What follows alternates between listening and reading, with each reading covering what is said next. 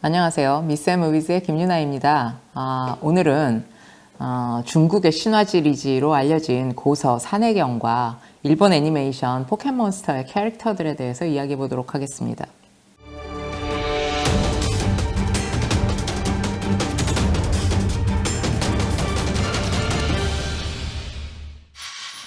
진시황의 분석행류에서 살아남은 그 산해경이라는 책이 어떤 책인지는 사실 예로부터 지금까지 아직도 많은 학자들의 의견이 분분합니다. 근데 그 산해경의 구성은 산경과 해경, 산과 바다죠.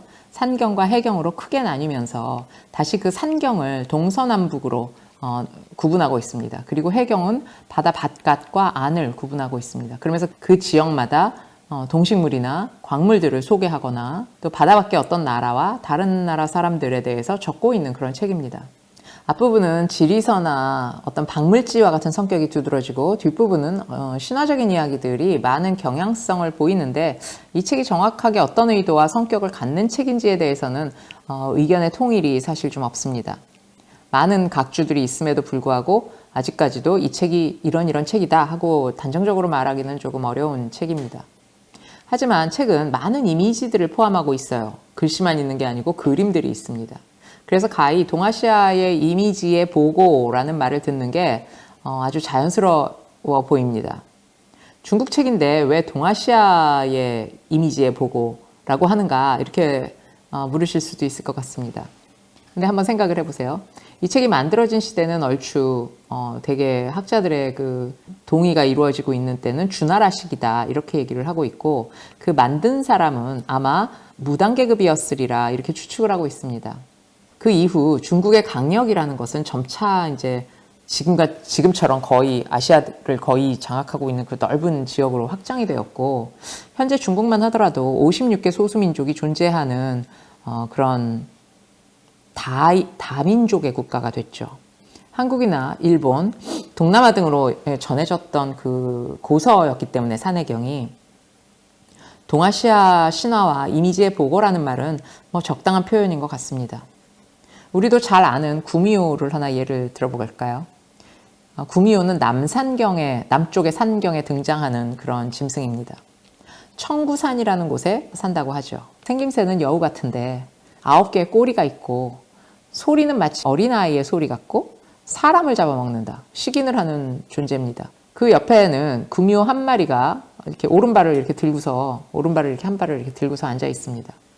이런 식의 구성으로 수백 개의 그런 존재들이나 신들, 미지의 나라의 사람들에 대한 어떤 그림과 설명이 그 책의 본체입니다. 대인국도 있고 소인국도 있고 호랑이 2마리를 개처럼 거느리고 다녔다는 군자국에 대한 이야기도 나옵니다.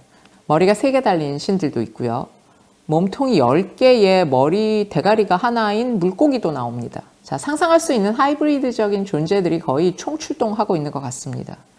그 고대 사람들의 상상력이 참 대단했구나. 보고 있으면 그런 생각이 들죠. 물고기의 몸에 사람의 팔다리가 붙어 있기도 하고요. 좀 그로테스크하고 징그럽습니다. 거북이의 등껍질을 지닌 그 물개 같은 존재도 있어요. 그리고 머리가 2개인 새, 3개인 새, 꼬리가 10개인 호랑이, 머리가 10개 붙은 뱀 이런 이미지들이 아주 차고 넘칩니다. 그리고 인어공주를 우리는 떠올리는데 저인국 사람들은 인어공주의 이미지가 아니라 인어 아저씨들의 나라입니다. 이러한 산해경 속의 존재들이 아이들의 인기를 수십 년간 끌고 있는 포켓몬스터와 무슨 연관이 있어서 오늘의 제목은 산해경과 포켓몬스터인가 궁금해 하실 것 같습니다. 여러분들이 머릿속에 한번 떠올려 보세요. 이상해씨, 꼬부기, 나인테일, 두두나, 두트리오, 시라소몬, 라플라스 이런 이제 포켓몬스터들의 그 근원적인 이미지가 저는 이게 오래전 일본으로 전해져 왔던 어떤 산해경의 이미지들의 영향을 받은 것이라고 주장하고 싶습니다. 육로를 통해서 갔다면 한반도를 통해서 전해졌을 산해경이죠. 우리의 옛 문헌들에는 산해경이라는 책이 있고 거기는 이런 아주 신기한 동물과 또 짐승과 약초와 그런 사람들이 있다. 이거에 대해서는 이야기들이 글로 써져 있어요. 그렇지만 이미지를 그리진 않았어요. 그런데 시각적이고 이미지를 중시하는 일본으로 산해경이 전해지자 그 일본 사람들은 그 산해경의 원래 이미지들을 그대로 자기들이 그린 게 아니라 자기들 방식으로 다시 그리기를 합니다. 여러분들 왜 일본 애니메이션을 보면 이렇게 뾰족뾰족하게 예각이 많고 이렇게 뭐 옷자락도 막 이렇게 손에 벨 것 같고 머리카락도 이렇게 뾰족하게 이렇게 그리잖아요. 그런 식으로 산해경의 이미지들을 자기들이 다시 그리기를 합니다. 그래서 그 산해경 괴수도권, 요수도권 이런 식의 제목을 가진 책들이 꽤 오래전부터 전해지고 있습니다. 형체가 없는 것을 두려워하는 어떤 한국적 정서. 한국 사람들은 이렇게 이미지가 생기거나 요괴나 귀신의 형상이 눈에 보이는 순간 별로 무서워하지 않아요. 불쌍해하지. 안 보이고 소리가 좀 이렇게 어렴풋이 난다거나 뭔가 좀 기분이 싸하고 이상하다거나 이런 걸 무서워하거든요. 그런데 일본 사람들은 형체나 이미지가 눈에 보이지 않으면 무서워하지 않아요. 소리가 아무리 이상하게 들리고 뭐 바람이 휘핑 이런 거 별로 무서워하지 않습니다. 일본적 정서하고 한국 정서가 다른 거죠. 감성 구조도 다른 거고 그 차이 같습니다. 그래서 일찍이 일본의 애니메이션이 발전한 것도 그런 연유가 아니었을까 추측을 해봅니다. 한국은 소리나 노래 또 음악 이런 걸로 특화되어 있죠. 그래서 저 혼자 텔레비전 보면서 가끔 생각합니다.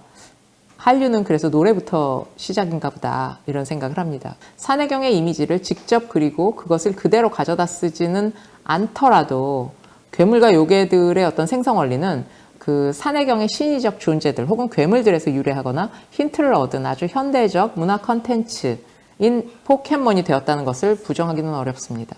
그러니까 포켓몬이 그런 어떤 산해경의 그 유산을 잘 받아서 현대 컨텐츠로 다시 만들었다는 얘기죠. 포켓몬스터와 같은 요괴나 몬스터 캐릭터들은 그것을 만들어내는 두 개의 원리가 하이브리드 방식과 뮤턴트 방식이 있습니다. 한국말로 치면은 혼종과 기형이라고 할까요? 하이브리드 방식은 서로 다른 둘 이상의 성질을 합치는 것이죠. 동물과 식물의 결합, 동물과 인간의 결합, 곤충과 기계의 결합 이런 방식으로요. 사실 그런 몬스터들은 그런 방식으로 동서를 막론하고 수천 년간 만들어져 왔습니다. 맥락 없는 결합을 통해서 각각의 어떤 종의 경계를 흐리고 교란하는 방식으로 그런 모습들 어렵지 않게 찾아볼 수 있습니다.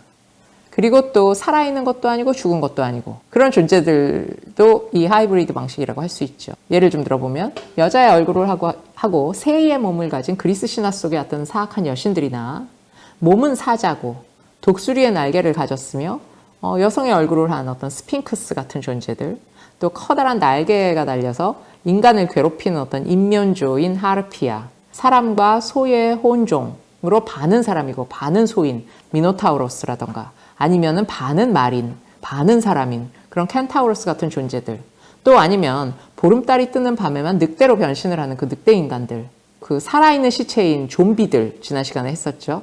그런 존재들, 아니면 낮에는 관 속에 들어가서 죽었다가 밤이면 살아나가지고 돌아다니면서 남의 피를 빠는 흡혈귀 드라큘라, 또 인간의 시체에 여러 구를 조각조각 난 거를 이어붙여가지고 생명을 부여했다는 그 프랑켄슈타인, 이런 존재들이 다 하이브리드 괴물들이라고 할 수 있습니다.